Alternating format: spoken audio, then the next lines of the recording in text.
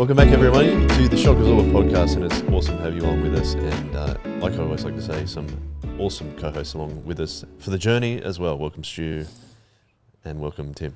Thank you, Joel. Yeah, you're welcome. Not a problem. Thank you for joining us here on the grey lounges we've installed here. I'm enjoying them. But I noticed that a couple of episodes ago I started sinking down a bit. Yeah. So apologies for that, everyone, if you've noticed that. I do like put in a time lapse and just watch you sort of. Yeah, slow. that's what it was. Yeah. When I was editing it, I'm like, slowly descending. Anyway, what were you saying, Stu? I can't remember. Okay, we'll move on. Oh, I do remember. Oh, you do? Go. Yeah. This is my favourite part of the podcast. Oh, the introduction? Just a little bit of, chatting. Little bants, Bantering. Bands. The bants. Hashtag bants with a Z. Talking about clothes and lounges. Yeah, I'll leave the clothes because it's basically the same as last week. Have I got the same hat on as last week? Oh, I don't know. I can't remember. I'd what have I to wore last check. week. Hang on, we can check the thumbnail. But we are going to talk about Berea again, internal ministry training. We've done theology, we've done strategy, and now we're going to do practice. But before we do that, Tim, we have a little shock absorber chat that we sometimes throw things in, and you threw in an article which was on the ABC, but it's about both Peter Dutton, leader of the opposition, and Anthony Albanese, our Prime Minister, leader of the Labor Party. Yes.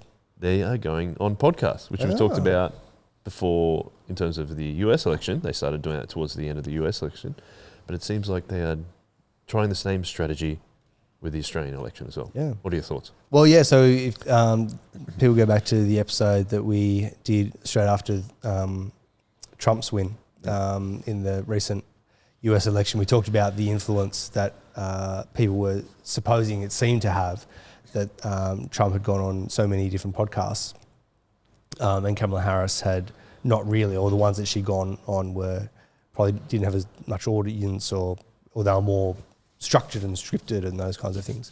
And so we talked a bit about the influence of podcasting as a mode of communication and what the value of that was, and particularly when you have these long form podcasts that can go all over the place in terms of conversation, that people are quite liking those unstructured conversations, and it allows us to sort of get to know people in particular ways.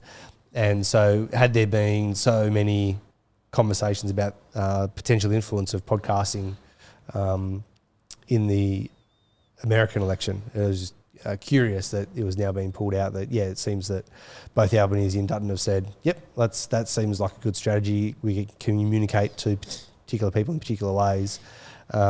Take the risk of being slightly unstructured, not doing it in the same way with set questions or even more unstructured than like a press briefing or whatever. Just thought it was an interesting strategy that they're taking on there, and it'll be interesting to see if it gets much traction. Yeah, I've seen a few clips of it. I've started listening to the Straight Talk with Mark Burris. Right. Anthony Albanese is on that.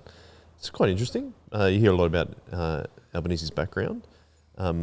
But I was interested to get your take on it, Stu, because you've studied political science, and seemingly there's obviously a difference between our political system in the US, our political system in Australia and the US, where it's very much based on voting for a leader. Yep. But in Australia, you vote for the representative in your electorate, but then there is the leaders like Dutton and Albanese of the actual party.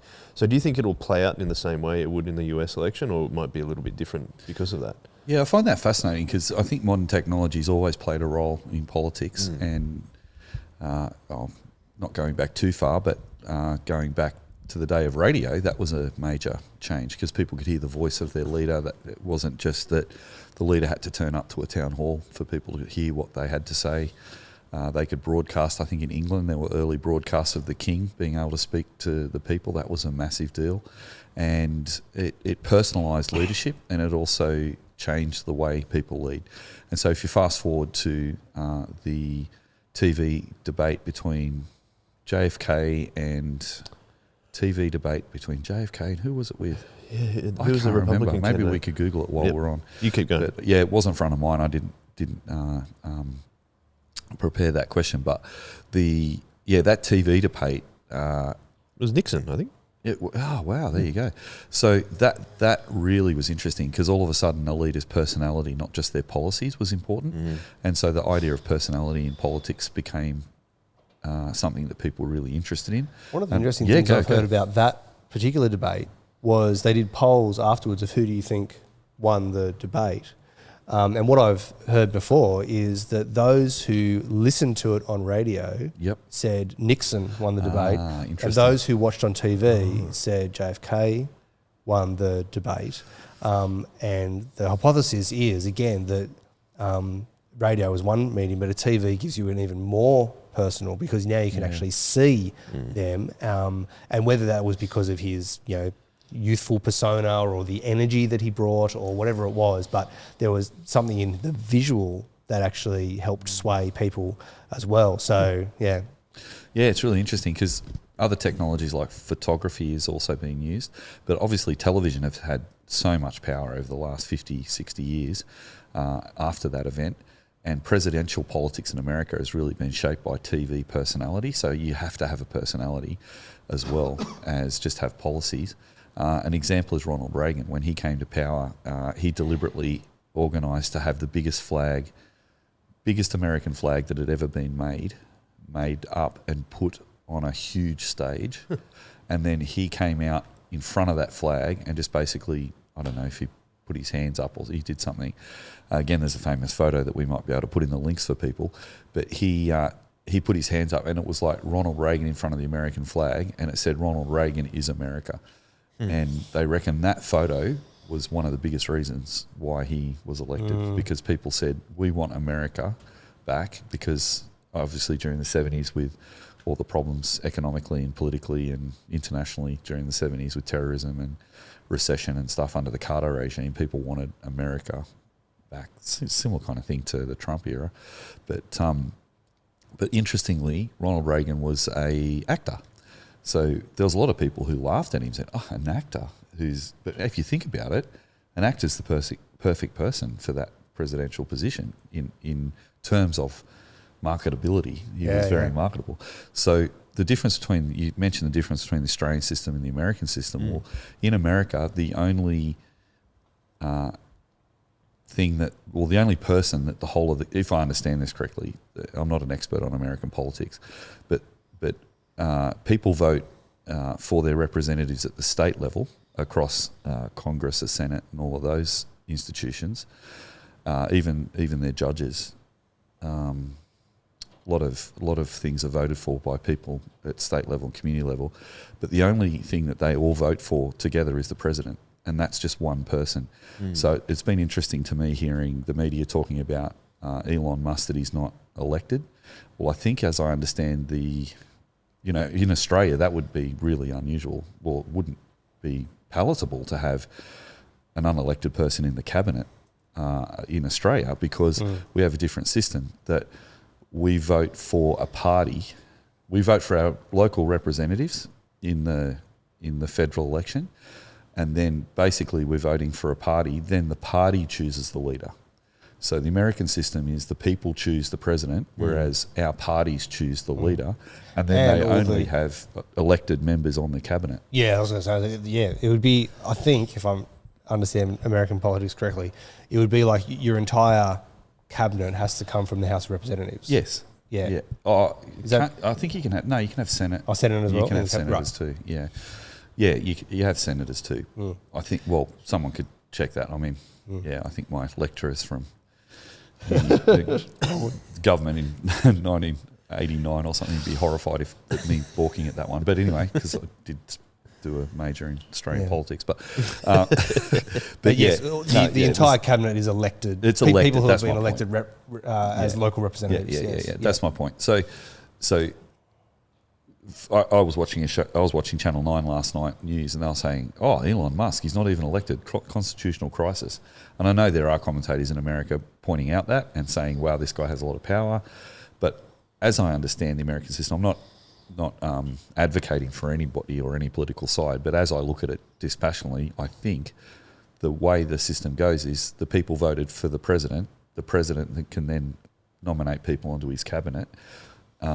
And then that cabinet can enact what he did. So the Democrats are saying, well, Elon Musk shouldn't be able to, through this Doge, be having so much power to sack people and stuff in American civil service. But I think the Republicans are countering that. Well, Donald Trump said he was going to do that. He got elected to do that. He said he was going to use Elon Musk, blah, blah, blah. So, so the different systems really make a difference. Now, when it comes to podcasting, one of the things that Australian commentators have sometimes resented a little bit from America is the success of television and the success of the presidential campaigns style of electioneering has changed the culture in Australia. So we put a lot more emphasis on our Prime Minister's personality and characteristics than maybe have been the case in the past. I think there's always been critique of people's character and stuff, by the way, in Australian politics. But I remember the term coming in the late 80s, people talking about in Australia presidential style electioneering, that our leaders were copying the presidential tropes. So if they're using TV, then our leaders were using TV. We started having debates like the American leaders were. I think another great example is Mark Latham when he grabbed hold of John Howard's hand and pulled him towards him in an aggressive handshake. Power shake. Power shake. So that was also caught on TV. So those sort of things. So all that is kind of like where the mainstream media are still exercising a great deal of influence. But what's been interesting, I'd love to hear what you two think about this, but I think what Trump identified was to get on these podcasts and long-form podcasting is a new era almost in how to electioneer, because people have been trying to use social media to communicate with their audience. And I think he was using TikTok quite extensively in increasing their audiences. But yeah, I think there's this change of pattern going on. It'll be interesting to see how it plays out, because I think there was a big impact in terms of the US election. Whether it's as big an impact here in Australia, I don't know. But I always wonder like how much people want to pay attention to politics. Is it if they see a few clips on Instagram or TikTok from the podcast that they go on and they go, oh yeah, that's good, then I'll vote for them. But they're not even voting for them, they're voting for the representative in their electorate, like we said. I'm wondering how much that influences the result of what the upcoming federal election will be. I think what the podcasts also do, so as you said, Stu, that Albanese and others have tried to utilise social media like Instagrams and TikToks and those kind of things. And I mean, I'm not on these social media platforms, but it often comes across, I think, as a bit kitsch and a bit naff that, here are these, old men trying to use young people technology to... Hey, TikTok, yeah. Yeah, hey, TikTok. Like, look at me being robotic and saying what my 18-year-old social media person told me I should do. And it comes across as quite inauthentic.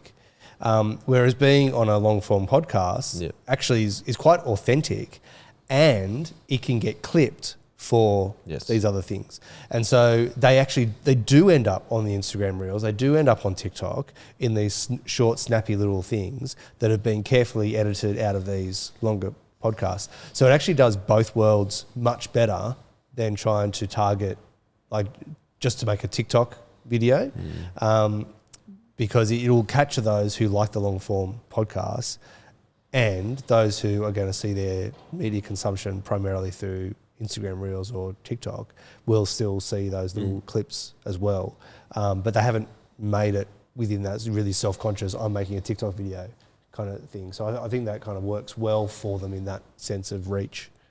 It's cool. Could be. There's a little graph on the article you sent around, Tim, that they've looked at the average plays of each video per month on TikTok for the two major parties. Okay. November 2024, so last year, Labor was 25,000, Liberal 278,000. And then it's even bigger, that gap is even bigger in December. So Labor was 6,000 and Liberal was 330,000. So I wonder if what platform is this on? This is on TikTok. So I'm wondering if this is a... So Liberal, yep, which is our more conservative side, is getting more TikTok exposure That's really interesting. than Labor. Yeah, I thought that was quite interesting. It could be just the content they're making. Liberal might be making content more appropriate for the platform. Yeah, that's So true. they could be getting more consumption.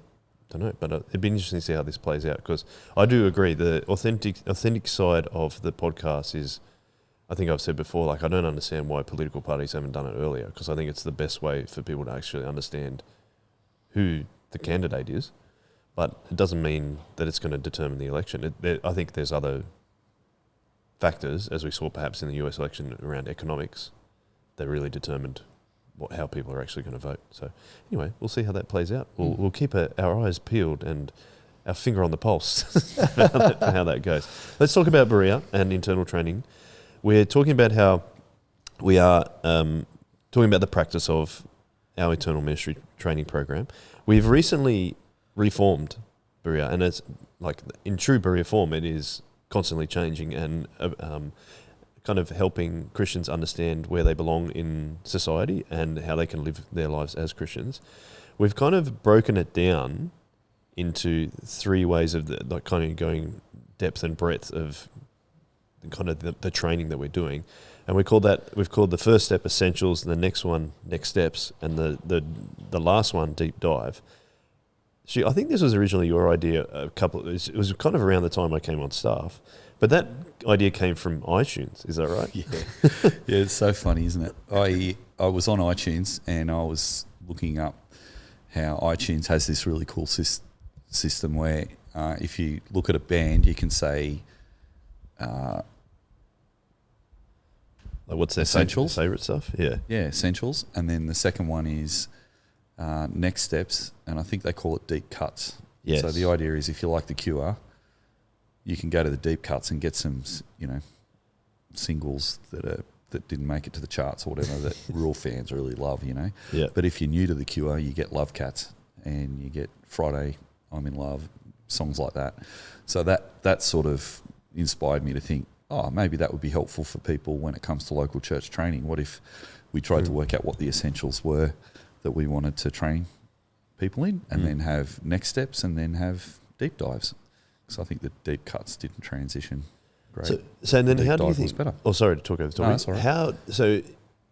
How have we started to view that? Because similar to what we were talking about with Tim's book last week, that you guys came up with an idea of how we could do children's ministry.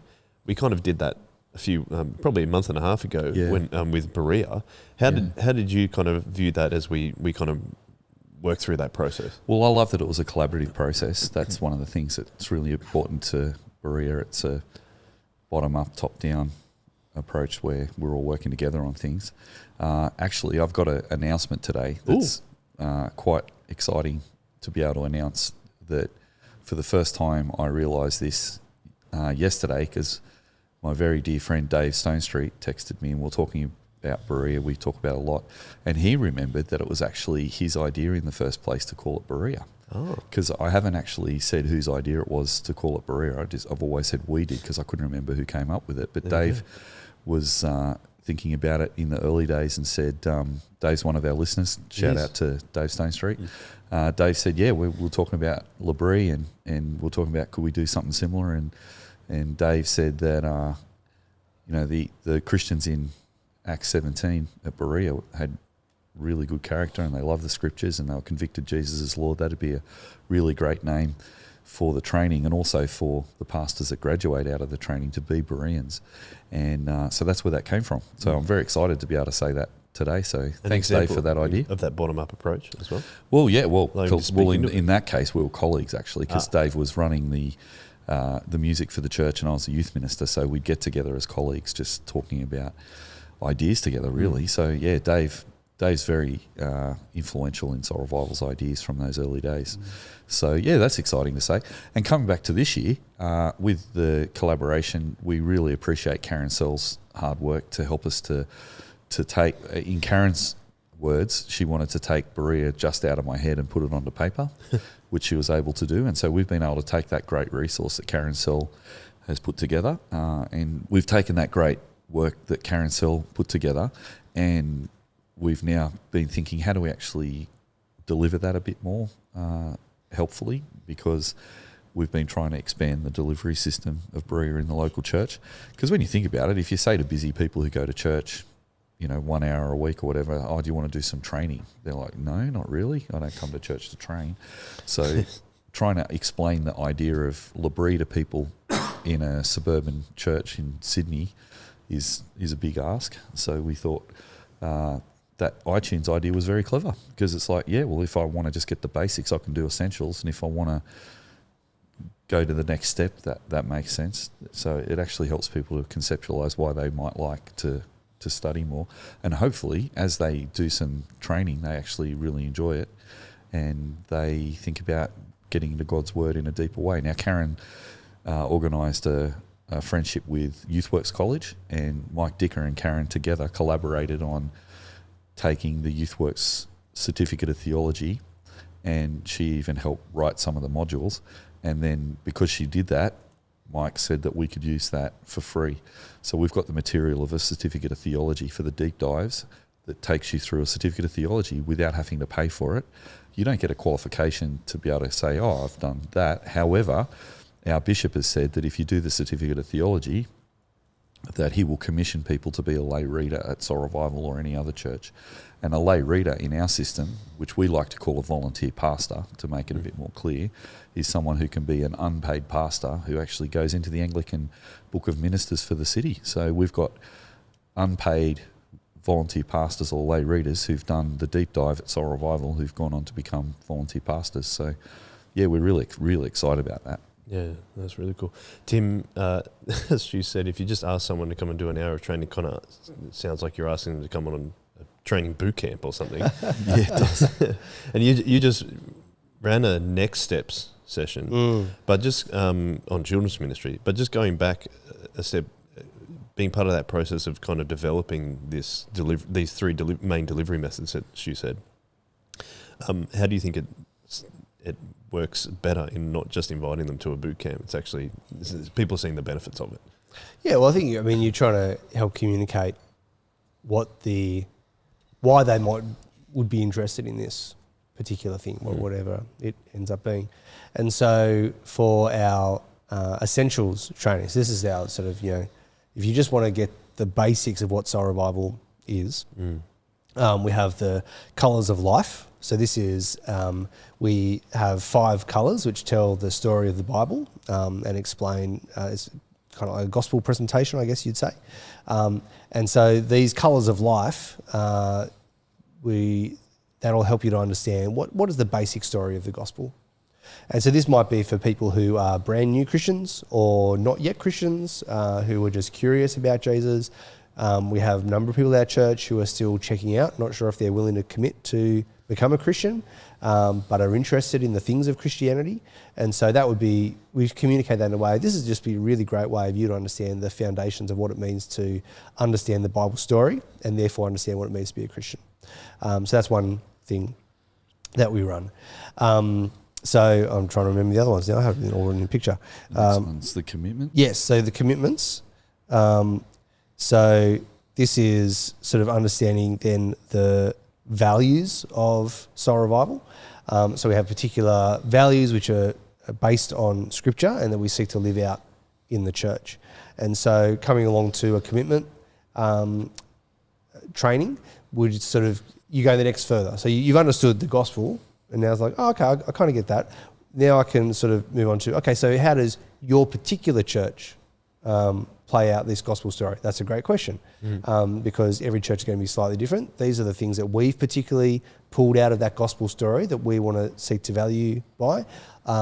There'll be lots of commonality with lots of other churches, but like we've talked about before, these are the kind of the distinctives that we're holding up and saying that we want to do this. So we have a commitments course that people can do in a few different modes, but it's basically looking at what those values are.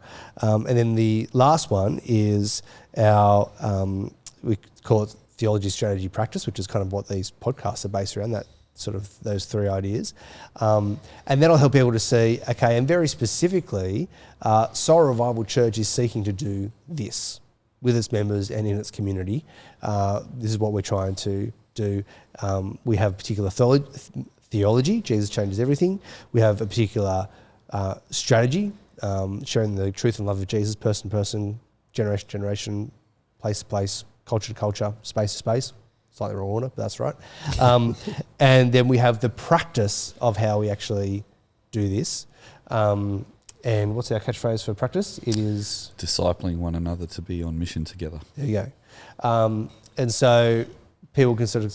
Yeah. And so even though these are all classified as the essentials, they sort of have a little bit of a movement in them as well of saying, here's the gospel, here's how we seek to implement that as a church in our values, our commitments, and then here's our structure of how we start to do that in the church. And so if people who are just starting to come to Soul Revival, whether they have previous church history or not, they might find that doing those essential training will help them to understand what we're doing as a church, and therefore we hope that people will find their place in that. They can sort of say, oh yeah, I agree with this, I'm on board with this, I actually want to be part of a church which is seeking to be active in its disciple making, active in its mission, with the resources we're required to do that, and how can I be involved? And that's where we can kind of move them from an essentials to being part of a service team, which is where the next steps comes in. Yeah, and do you think, Stu, is the idea is to hopefully get everyone in the church to have done the essentials and those three elements that Tim talked about: colours of life, the commitment values of Soul Revival, and then who we are as Soul Revival, and then to get people to the next stage. The idea is we'd love for most people to have done it, because the colours of life helps people to understand how Jesus changes everything. That's our why. And then the values actually help people to understand our strategy as a church, how we share the truth and love of Jesus. And as Tim said, the whole Bible is valuable in understanding that. But it's like a catechism for our church, where we go through some of the essential values that we can hopefully see play out. And it also leads to us having a conversation about some of the Anglican theological distinctives that we have. Thirdly, the last session is our practice. So if we have our why and our how, which is our theology and strategy, then our practice is our what do we actually do. And people really want to know how to get involved. And the two main ways is by being in a community group or being in a service team. So we're hoping to actually get everybody to do a 3-week version of the essentials before they come into ministry. So when people say they'd like to come into ministry, we're going to say, why don't you do the essentials? And then we're going to base that 3 weeks on Romans 12, because Romans 12 structure follows that pattern of those three elements of why, how, and what. So in Romans 12, verse 1, Paul says, therefore, in view of God's mercy, which is a summary of 1 to 11, which is the gospel, 3 onwards is about being a body of Christ. So that's about how do we put partnership, how do we put our partnership with Jesus into practice by serving as a body. And different churches have different strategies for being a body, and we look at the different strategies that churches have and then compare it to ours. And then the last part is, how do you get involved by having love in action, which is also out of Romans. So it's kind of like a Bible study,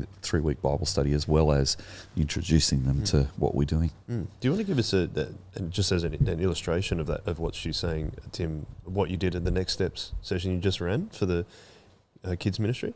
Yeah, so for Next Steps, we're then thinking about service teams. So we've done a previous podcast series on service teams. If you want to go back a couple of episodes, you'll find theology, strategy, practice of service teams.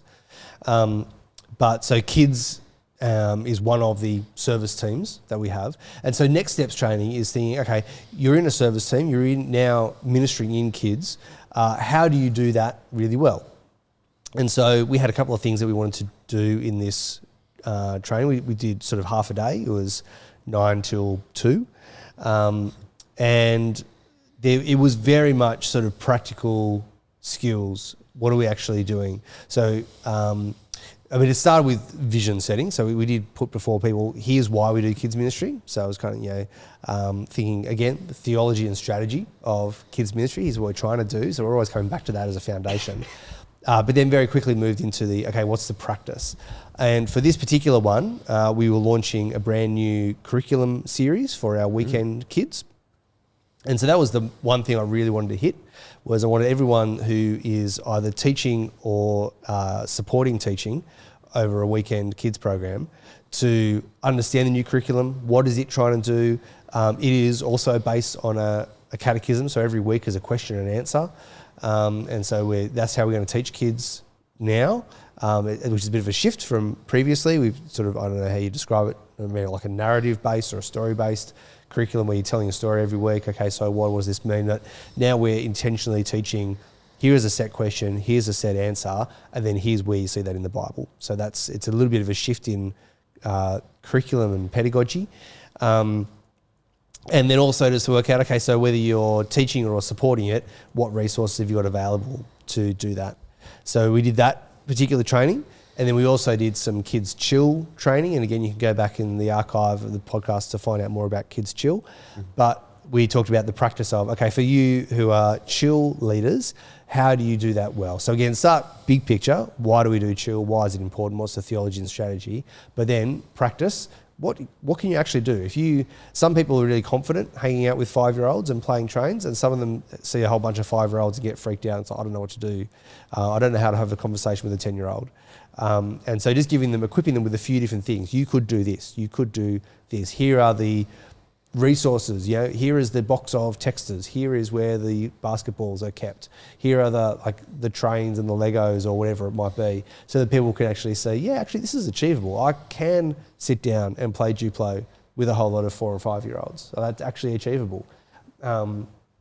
So it was next steps training. It was particular service team focused, and it was particularly focused on what are the skills required to do this well. And so what we have structured now for the rest of the year are other service teams. So there'll be one for the arts team, which will focus on a lot of the musicianship and also the presentation software we use, the sound desk training. So that will be a next steps training for those who are in the arts team. There'll be a hospitality one where we think about, okay, what is all required about the food, how do you do it, what makes good menus, how do you know how much to cater for, what are the processes involved, food handling techniques, food handling safety, there'll be all sorts of things like that, I imagine, will go into the next steps training for the hospitality teams and etc. So all the service teams will have this year a next steps training that the people in those teams, and maybe even for those who are curious about joining those teams, can be involved in.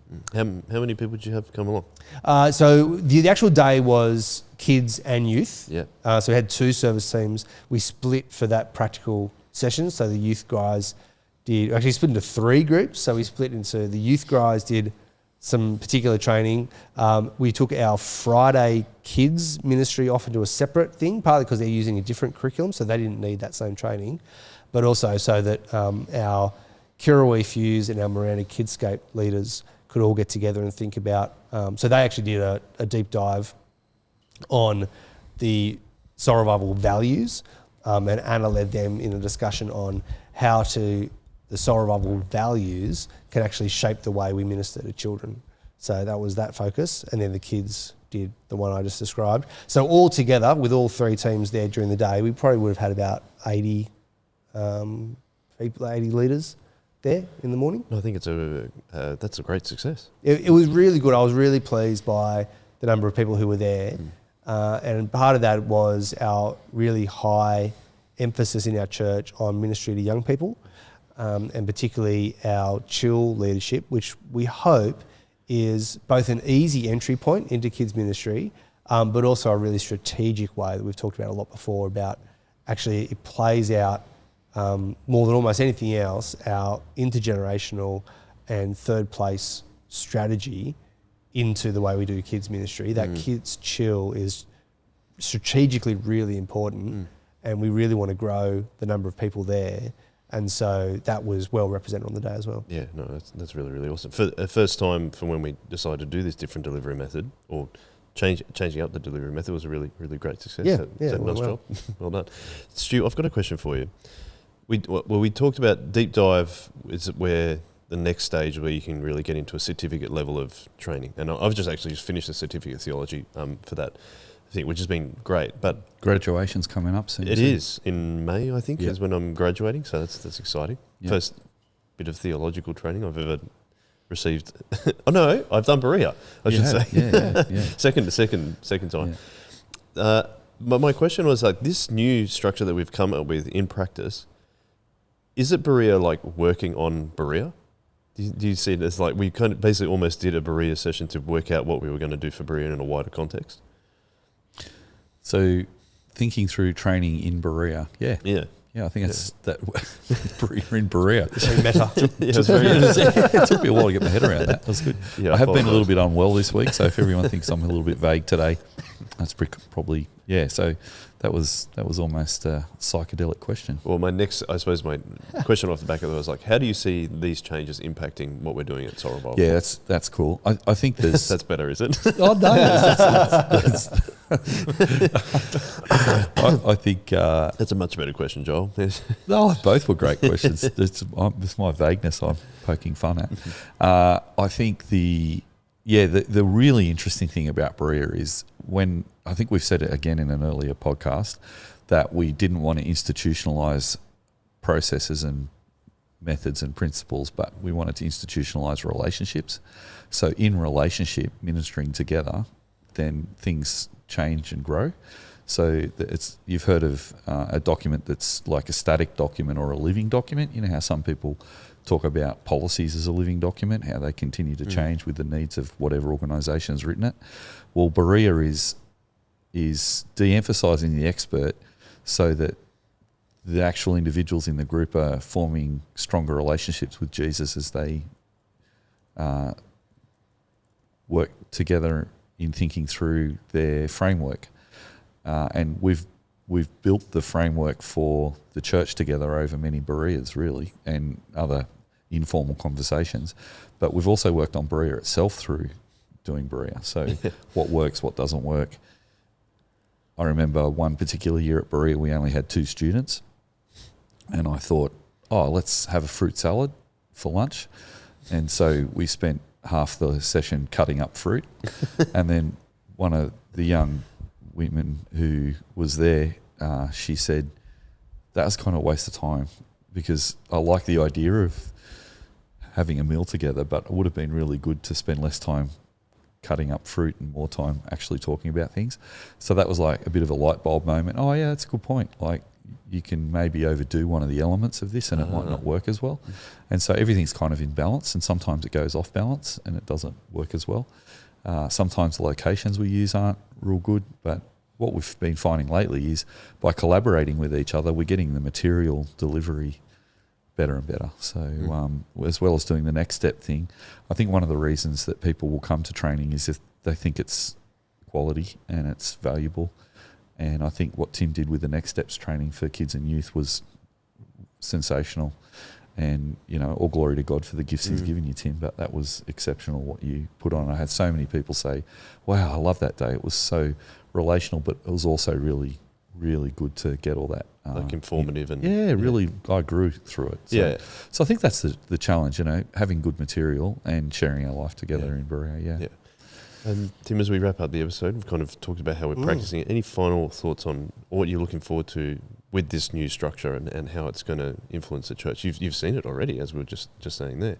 Yeah, I think the providing a structure for it, which is clear in our minds as we communicate that Berea is learning the theology, strategy and practice of our church, and it is, and you could do it at essentials, next steps and deep dive level. And I mean, the conversation where we had this about a month or so ago, where we sort of redesigning this, re-envisaging it, was just to write it up on a whiteboard and as a matrix with those, one was the x-axis, one was the y-axis, and we just had placing in each of the 9 intersecting boxes, okay, where does everything kind of fit? And just being able to see, actually, the things that we didn't put anything new into any of those boxes. We didn't have to come up with new content. It was the stuff that we're already doing that we knew kind of sat under Berea. We mapped it out in these, 3x3 grid. And we're like, this is good. Like, it's actually quite comprehensive that wherever people are in their Christian life, in their ministry life, in their ability to take on, just the capacity to think more about these things, there is something for them. Yep. And I think that that's really valuable. And to be able to communicate to people, wherever if you can give 1 hour this year to think more fully about church, we've got something for you. If you have capacity to do, right at the other end, to do a certificate over 2 years, we can provide the training for that as well. And so from almost nothing to quite, full on, but still fit in within your regular life, like there's something there where people can fit. And we can also help identify for particular people. So if we're discipling, walking beside people, and we notice that they're completely on board with our theology, but they still don't quite get our strategy, we can say, oh, why don't you come too? And then here's the thing. Here's the little bit which will help put in the missing piece for you in understanding why and how we do church together. And so those kinds of things will help as well. And I think probably a big future goal would be to think all of the episodes of the Shock Absorber podcast, which talk about theology, strategy and practice, where do they feel? Like what are the best, what are the top 5 episodes that someone can listen to if they want to know more about X topic, and that's something that we can give Hudson, our producer, to do. He's walked in and sitting behind the camera now. He does produce the Tube Lunch podcast. Yes. Yeah, well, maybe we'll give him some more work. He's not doing enough. But that's been a really fun discussion. Thank you. And we did have an idea that we may implement next week, where we actually might do a live Berea session. On the podcast, as an example. One of the deep dives is we're doing an internship this year on Friday afternoons for an hour, where we've got a few people signed up for that already. And we could, Joel, your idea was to do a Berea kind of session. Your teaching techniques. I think that'd be really fun. I don't know if that's great or not. He's good. We'll bring some fruit to chop up. Oh man, I made a big bowl of fruit. Lou came home that night and went, wow, there's a lot of fruit. I'm like, yeah. I think I went overboard with the fruit. She said, you seem to have. Had fruit for the next couple of days. It was good.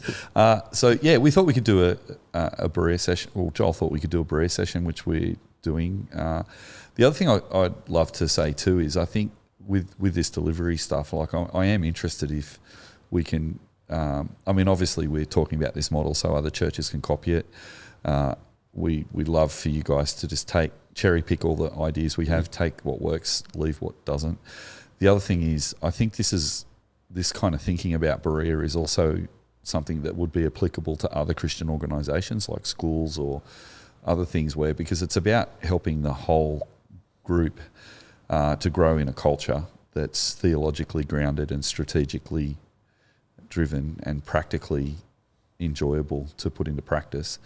But the other thing too is it builds a leadership team that are cohesive. So a lot of the Berea intensives actually result in people thinking about getting into more senior roles of leadership at our church. And I think if organisations have a weekend away or a weekend in or do this and deliver it how it suits them. I think just thinking through what's our theology as an organisation, what's our strategy and what's our practice. So we'll give it a go next week and see what people think. I think we'll have some fun. I'd be interested to do things like the spiral method and de-emphasising the expert and things. I'd like to see. Okay. I think it'd be cool if people could see that in practice. Yeah, it'd be kind of fun. And maybe we could have a topic that we could do that with and maybe show a clip from a movie or talk about some music. Yeah, that'd be cool. Will that be fun? Yeah, that'd be great. Cool. Well, thank you both of you.